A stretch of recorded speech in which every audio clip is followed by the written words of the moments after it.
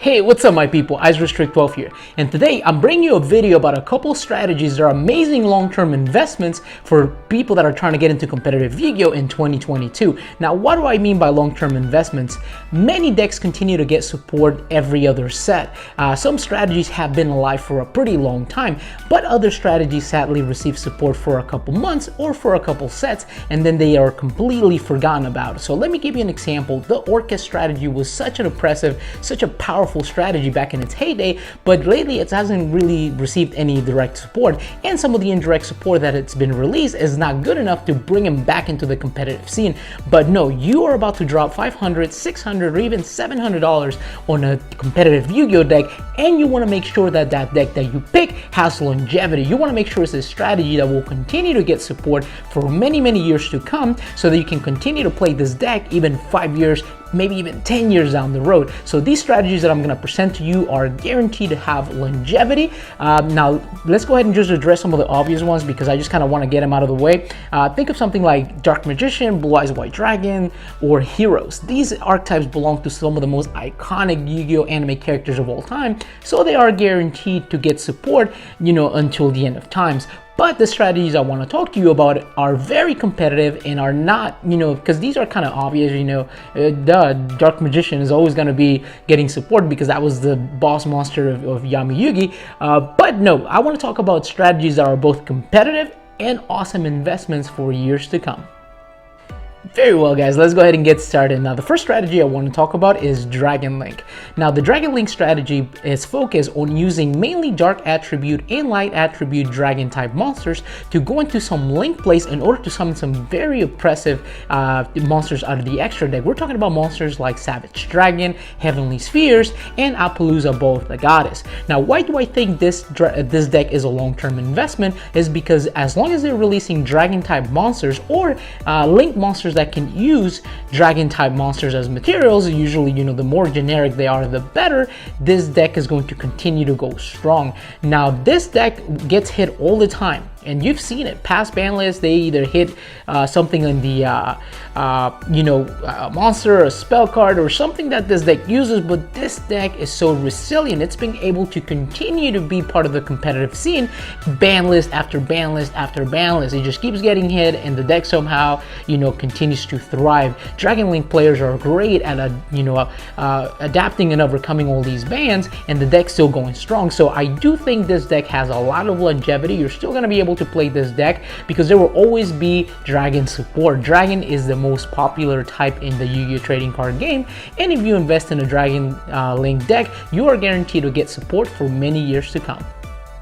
And moving forward guys, the next strategy I want to talk about is not a deck per se, but is an entire game mechanic, and that is pendulums. Now all the pendulums or the pendulum mechanic is composed of many different strategies. You're looking at Performance Pals or Odd Eyes. People seem to bunch every single pendulum archetype or deck into one deck. So when I'm talking about pendulums, I do understand is a whole game mechanic, but it seems like they play all of them as one deck. Now the reason why I think this strategy has a lot of longevity is because, again, if they release support for one, it usually benefits the entire pendulum mechanic as a whole. Now the way pendulums work is they're able to summon some amazing monsters from the extra deck because they are able to populate their field very easily. Pendulum monsters act both as monsters and spell cards, and when they're placed in the pendulum zones, they allow you to populate the field very easily so that you can go into some amazing XYZ monsters or synchro monsters or link monsters to keep your opponent at bay. Very well guys, and moving forward, the next strategy I want to talk about is Grand Maju. Now the reason why I think Grand Maju has a lot of longevity within the trading card game is because it's the way it works. It's basically a strategy that focuses on going second, clearing the board, putting on some pretty impressive monsters such as Orochi or Grand Maju, who can go all the way up to 12,000 attack and one-shot your opponent. Now as long as they keep releasing monsters, spell cards, or trap cards that can clear the board, or entire archetypes such as the Danger archetype that is very effective at going second and clearing the board through cards like Bigfoot and Thunderbird, you're going to be able to play this deck for many years to come. And the cool thing about this deck, like I said, is that it's actually very user friendly. So if you're thinking about picking up a deck for the first time, you want it to have longevity and you want it to be a pretty strong, solid strategy, Don't look any further, Grand Module has the answer you've been looking for. Very well, guys, and we made it to the end of the video. Now, the last deck I want to talk about is not really a deck, it's just a series of decks that follow the same strategy basically, and that is trap decks. Trap decks are an awesome long-term investment because guess what? They're always going to release trap cards. And a lot of the times, you know, these trap cards, usually when they're very broken, like Torrential Tribute, Ice Dragon's Prison, or, you know, Dimensional Barrier, these cards can be used in most trap decks. Now, if you want to be more specific, let's say you want to go the Monster Negation route, you can look into something like Altergeist that is really good at doing that. Or if you want to just put a bunch of floodgates into your deck, look into Eldritch, because Eldritch is usually not affected by some of the best floodgates in the game, like Skill Drain or Imperial Order. Now, the Arlecchino is another strategy that is able to use trap cards very effectively. So again, you pick your flavor of traps and take it that way. All right, guys. So again, you know, thank you for taking the time to watch these videos, guys.